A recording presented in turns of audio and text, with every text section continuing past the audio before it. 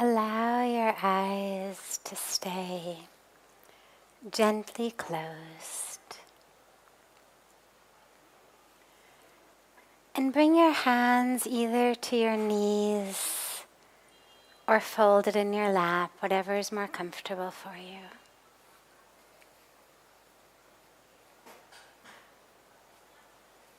And just take a moment and allow yourself to really arrive.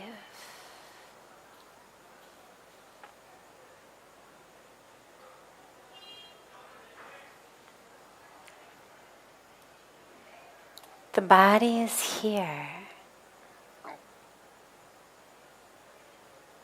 but allow the awareness, the focus, the full presence of being to also arrive.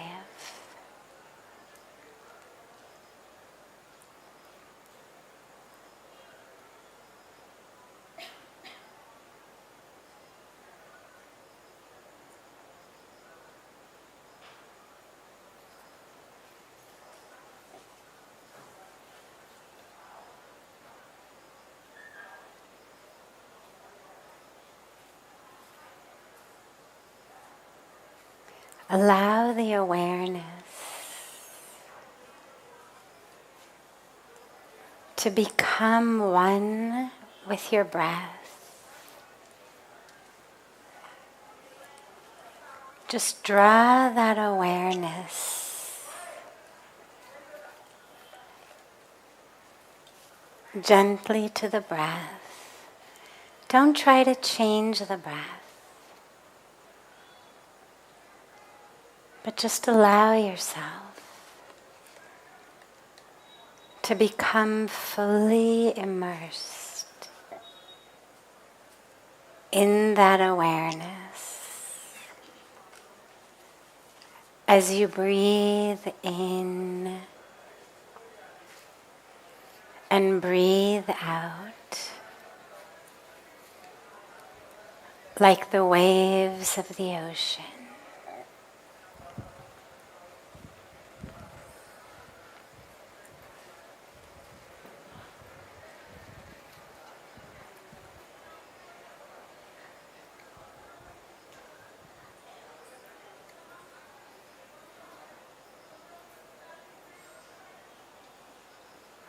If the mind wanders to a sound or a sensation or a thought, don't worry. Just draw it back. Just gently bring it back to your breath. There will always be sounds. There will always be distractions. But allow that awareness to stay anchored and grounded, anchored in the breath.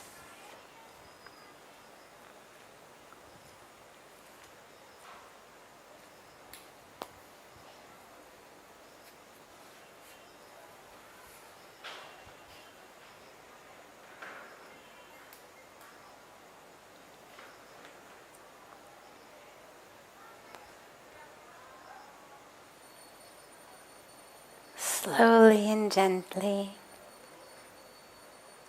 bring the palms of your hands together at chest level.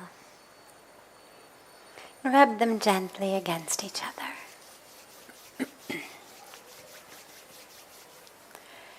And place the palms of your hands over your closed eyes.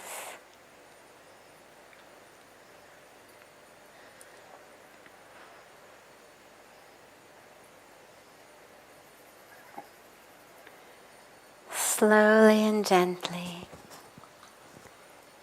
lower your hands and open your eyes.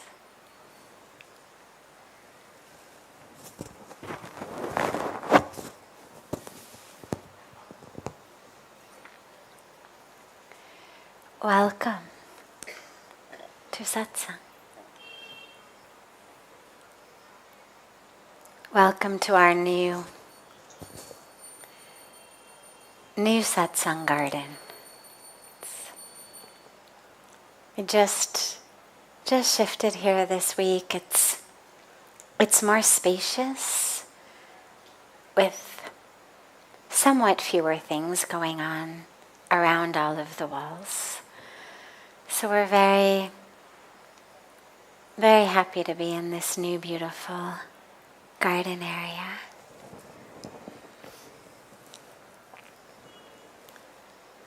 As always, we'll start with a question that's come in advance from our global family from around the world, and then take any questions that anyone here might have.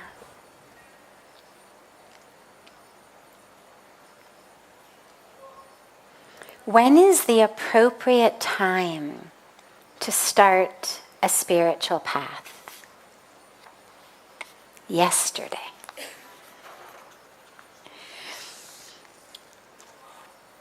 If you're not already on a spiritual path, exactly right here, right now. You know, most of us have this internal habit that we start things on good days. So if it's a big thing we do, New Year's or my birthday, or we say, okay, Monday morning I'm going to start. The dilemma with that is, it's beautiful to have a day, but the dilemma is then if on Monday it doesn't happen, or you start Monday and Tuesday it's over. Well, then you've got to wait till the next Monday to start it again. And that's why I'm all in favor of auspicious days and auspicious opportunities when that day happens to be the auspicious day. But I'm not in favor of waiting days or weeks or months to start something just for the right moment to arise. The moment that you realize I should be on a spiritual path, that's the right moment to start. That is the auspicious moment. And of course today, we find ourselves on actually such an auspicious day. This is the day of Dussehra. It's the day of letting go of that which keeps us separate from God. In the Christian tradition, there's a sense around, and I'm far from a scholar on the Christian faith, but there's a sense around the internal aspect of who we are being sinful. A sense that core of who we are based on our birth lineage is sinful. And that there's things that we need to do in order to attain salvation, saving. One of the things for me that has always touched me so deeply and inspired me so much about Sanatana Dharma is that the teaching is actually very different. The teaching says the core of who you are is divine, is pure, is perfect, is one with God, is pure consciousness. But Maya kicks in, illusion kicks in. You over-identify with the physical body, with its stories, with its roles. And that leads to anger and grudges and lust and greed and jealousy and all of those vices, pride. But these are not aspects of sinfulness on the inside or evil on the inside. They're aspects of simply ignorance that forgot how divine, how full, how whole, how complete you are. And so on this day of Dussehra, we celebrate Lord Ram killing this demon with 10 heads, representing all of these different aspects of our ego, of our vices, right? The anger and the lust and the greed and the pride and the envy.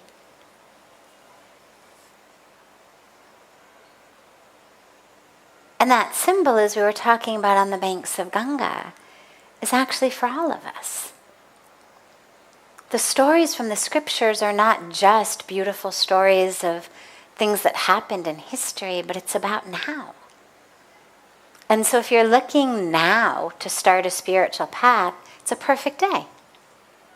And even if you're on a spiritual path, but you're looking to go deeper, or you're on a deep spiritual path, but you still find yourself plagued by any aspect of this, this is the day when the energies of the universe align to help you let go of all of that. So this is the right moment. This is exactly the right moment to begin or to deepen your path.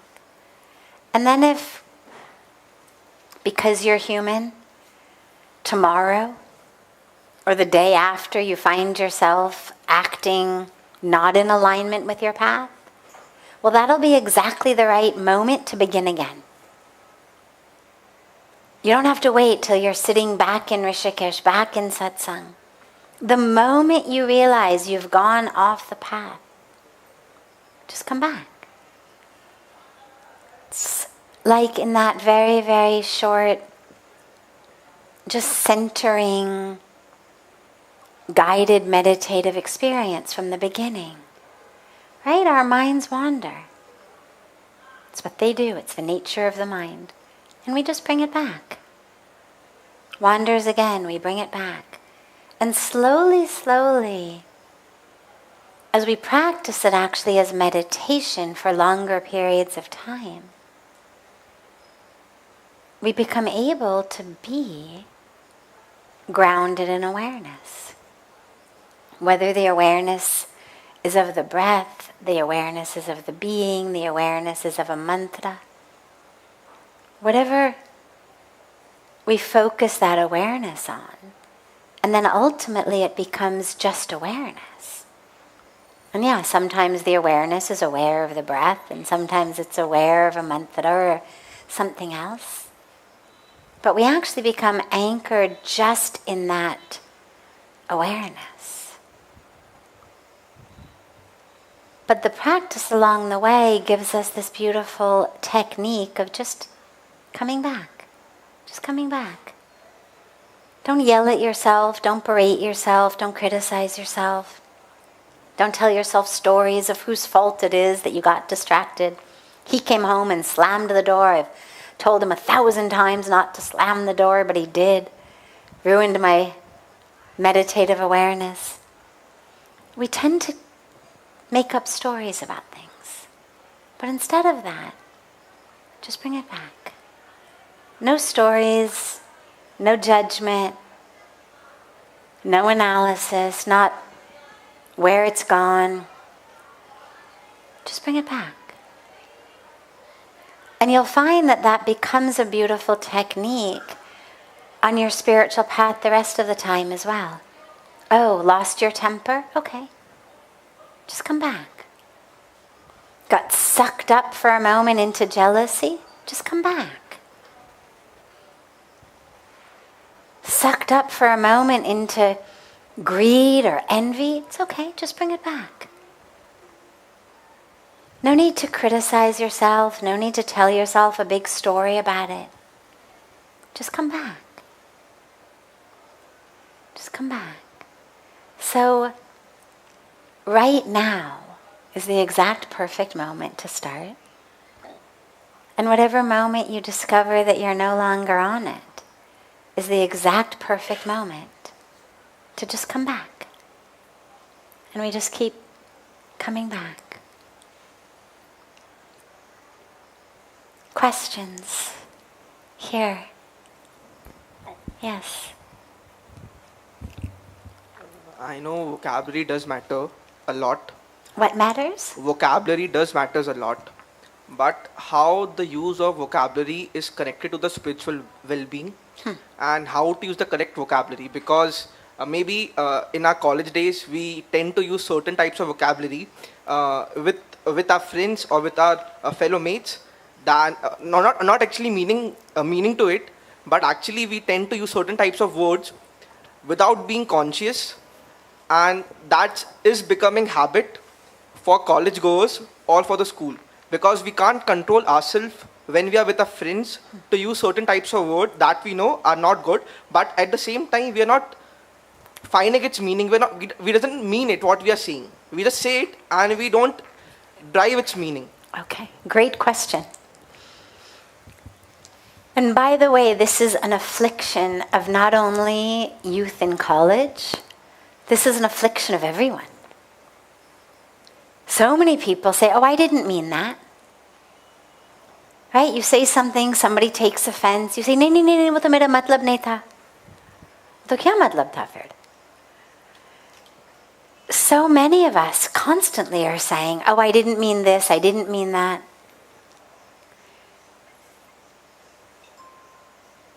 Our words are a very precious power. This varni, this power of speech, is a great power. And it's not something to take lightly. We have become just habitual talkers. Meaning we don't pay any attention to what we say at all. We just keep talking. Because it's just become a habit. We just talk and we talk and we talk. And when we don't actually have something to say, we talk about nothing. That's when we end up saying things we don't mean, hurting people, hurting ourselves, and developing habits that, as you say, later on, we've come into this habit. It's also a huge dissipation of energy. That ojas in the body, that pran, that sacred life force, these energies of the body, we're not supposed to just throw them away.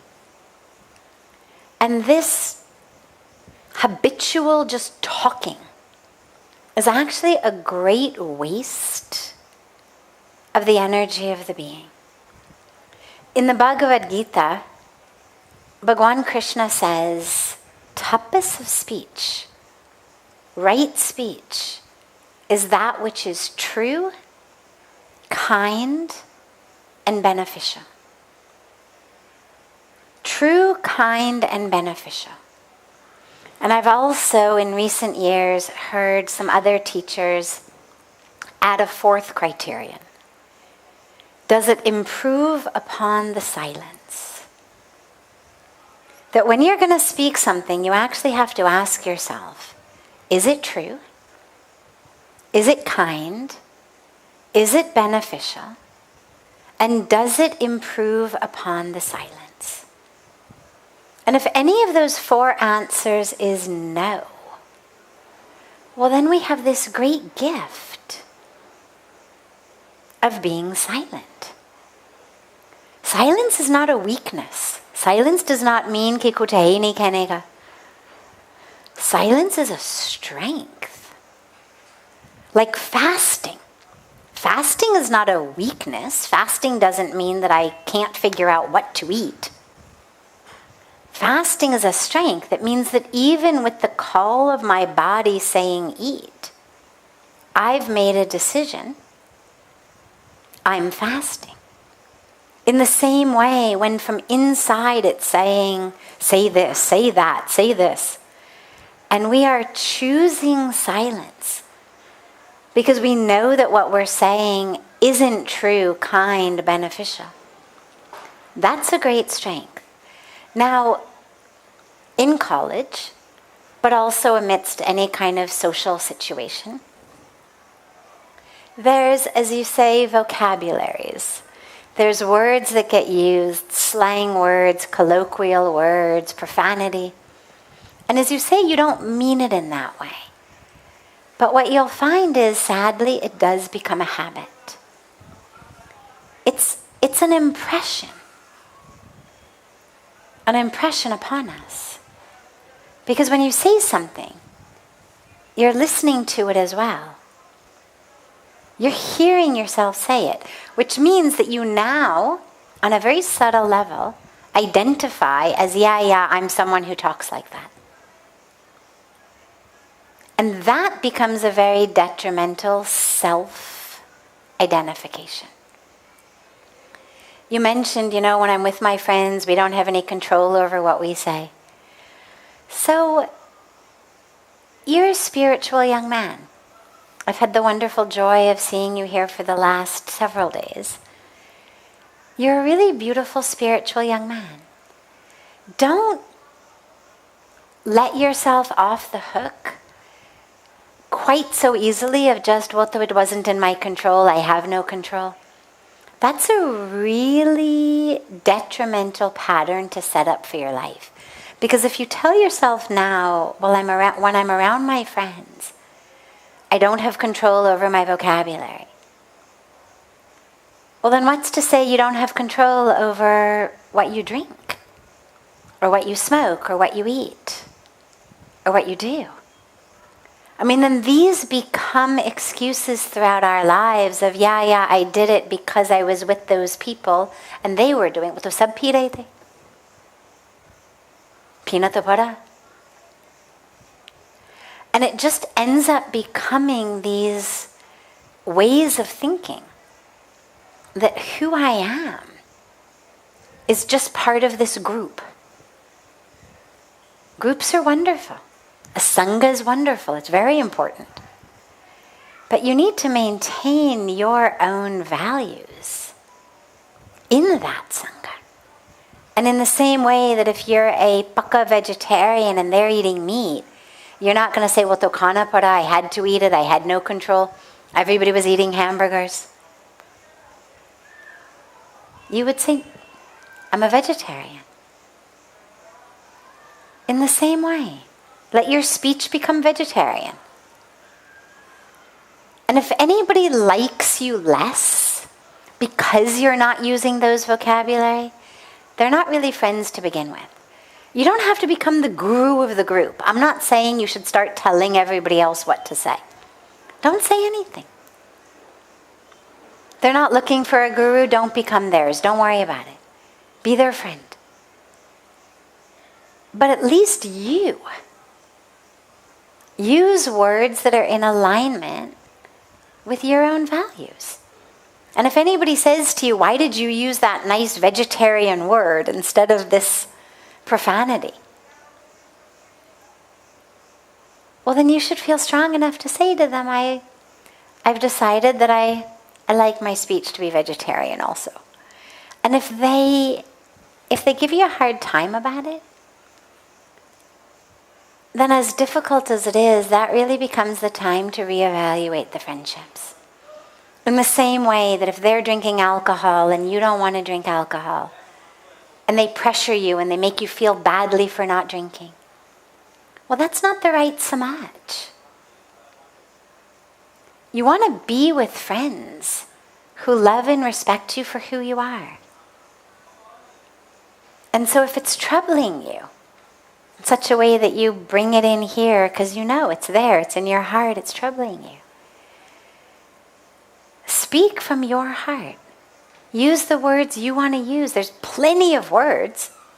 The English language has plenty of words. The Hindi language has God knows how many more possible permutations. You've got 52 letters compared to our 26. Make up your own word. Invent a new word if you want. For something that could be used instead of that profanity. But don't allow yourself to get into a lifelong habit of, I have no control when I'm around my friends. Learn how to carry yourself. Otherwise, those habits become your character, and your character becomes your destiny. So you're literally starting to create a destiny. Words are things. Words are not just words. Words are an energy put out into the universe. There's a power to them. This is the power when we talk about the power of mantra. Well, it's not just what the mantra means. I mean, if you look at actually the meanings of most of the mantras we chant, most of them is basically just, oh, divine in this form with this name, I bow to you. That's pretty much the translation of almost all of the mantras, or different forms of the divine. But oh, divine in this form, fill in the blank, I bow to you. What's powerful about them is that alchemic power of the sound, the power of the word. That power of the word is huge. Grab it, use it. Don't find yourself out of control. But how to revert back? How to revert back? Because when we remain silent, we give charge to other person to speak more. Bolne do. Let them speak. But I guess... You mean like if you're in a fight with them? Not in fight with them, but when we tend to remain silent, we are giving charge to other person to speak more about ourselves or more about what they are speaking.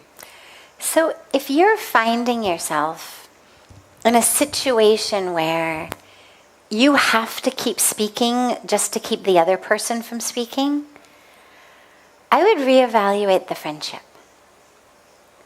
If you're in a situation where you're looking for a way to make the other person essentially stop talking, that might be a really good moment to ask yourself, why am I even in this relationship? If I have to essentially overshout them, take back the control of this conversation, why are you wasting your time anyway? And by the way, just because someone's saying something doesn't mean that we have to respond or react. Let them speak. If you've got to be there, when they're done, you respond in your way of peace, love, truth, whatever you're anchored in, your values. But don't get yourself in situations where, because of some sense of responsibility or out of controlness of the relationship, unko chupana padega. These are not relationships you want to hold on to. Jahan chupana padega kisi ko. You want to be in relationships with people you want to listen to, not people you want to shut up. Okay? Yeah. Find yourself some good friends. Other questions? Yes. Yeah. It's working. Happy Dussehra to all. Today is Dussehra. Hari Om. Hari Om. And the morning tea is good. Morning coffee is good. Last time you said morning coffee is good. Absolutely. Thank you. Happy Dussehra. Other questions? Yes.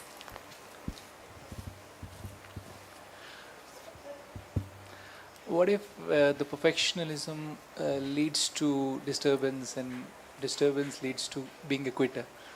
What if, can you just speak a little bit louder? Yeah, sure. What if the perfectionism Leads to disturbance? Okay. And disturbance leads to, at a level when you become a quitter. You quit. Okay. Yeah, so. what happens when perfectionism leads to such disturbance inside that you end up quitting?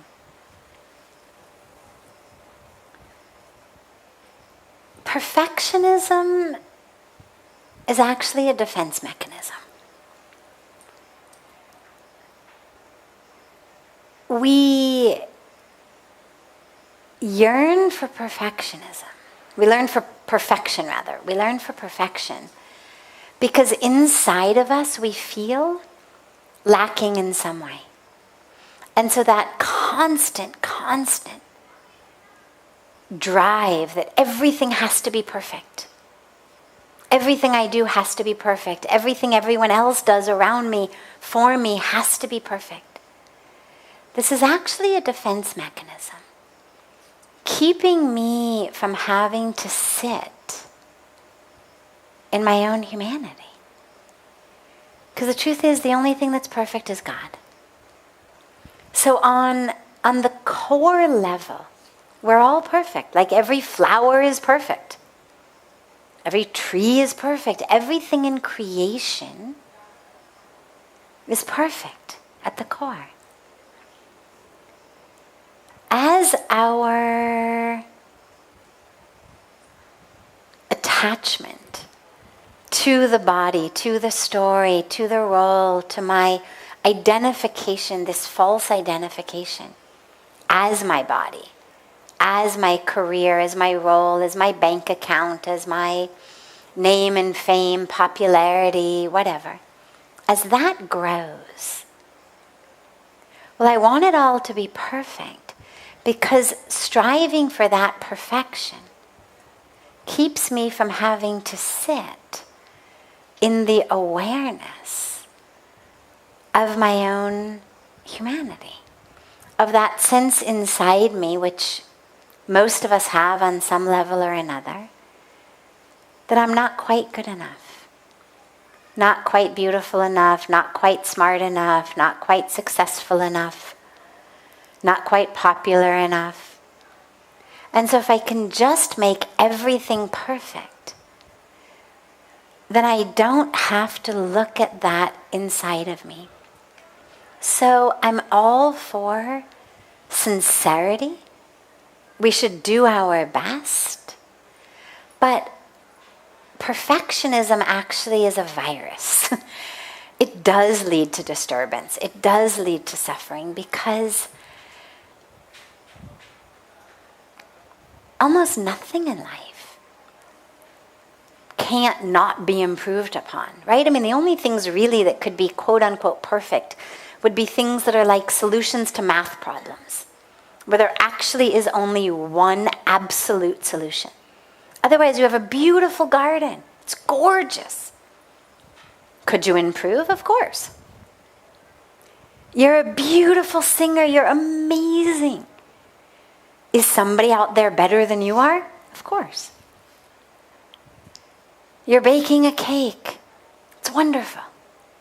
Is it the best cake ever baked? Does it have absolutely exactly the perfect blend of sugar to this, to that? Probably not. But does it matter? We give up our joy and our peace in this unfulfillable craving for perfection that'll really never come unless you're solving a math problem. Instead of that, as far as who you are, as far as your spiritual practice, realize you're already perfect. Because you're divine, your consciousness. What is not perfect about a soul? What is not perfect about consciousness? There's nowhere to improve.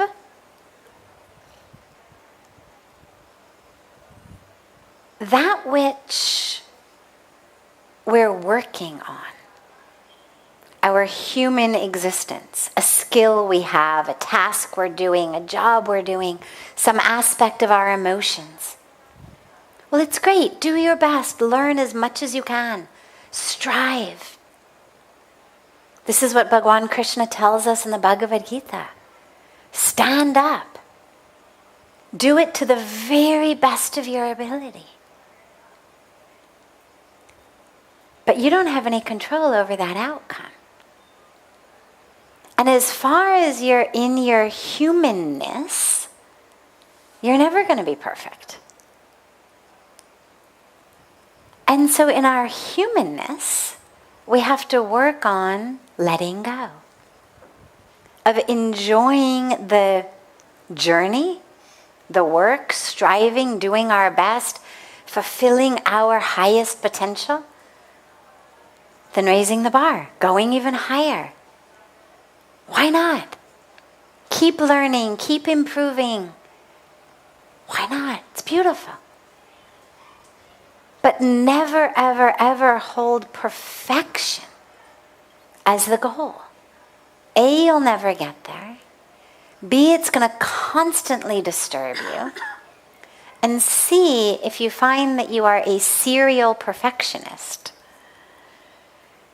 it means there's probably some stuff inside you need to look at. Can you exhale into your humanity? Here I am. And yeah, I get angry sometimes. Here I am. Can't carry a tune. Here I am. You know? Good at some things, not good at other things. Touched by some things, not touched by other things. Here we all are in our humanity. And it's beautiful. Like any flower garden or fruit garden. Different types of fruit. Even within the same species of fruit. Different sizes. Some are juicier, some are less juicy. It's part of the package.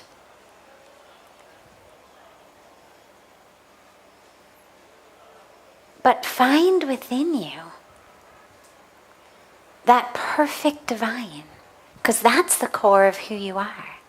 It's already perfect. Regardless of your bank account, regardless of your career, regardless of your physical body, regardless of your followers on Facebook or your relationships or anything. Anchor into that. And then enjoy your humanity. Do your best at the things you're good at. Learn to do things that you're not so good at. But give up the whole idea of perfection. The only thing you should try to be perfect about is your sincerity. If you can't do it sincerely, don't do it at all. Be perfect in your sincerity. That whatever you're doing, you're giving it your all. Bhakti is just in God's hands.